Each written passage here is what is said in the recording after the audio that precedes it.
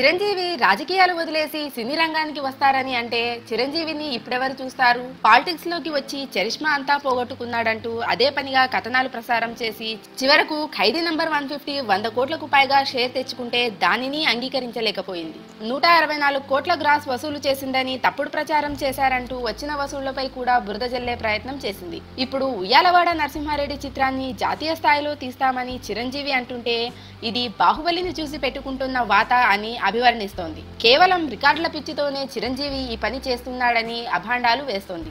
బాహుబలి పేరిట రికార్డులు చూడడం ఇష్టం లేక ఉయ్యాలవాడ నరసింహారెడ్డితో ఆ రికార్డులు కొట్టేయాలని చిరంజీవి చూస్తున్నాడని ప్రచారం చేస్తోంది. అయితే చిరంజీవి ఎక్కడా బాహుబలిని టార్గెట్ చేసి ఈ చిత్రం చేస్తున్నట్టు చెప్పలేదు. బాహుబలి వల్ల పెరిగిన మార్కెట్ కి అనుగుణంగా అంత స్కేల్ ఉన్న సబ్జెక్ట్ కావడంతో హిందీ తమిళ మార్కెట్లను కూడా టార్గెట్ చేస్తున్నామని చెప్పారు.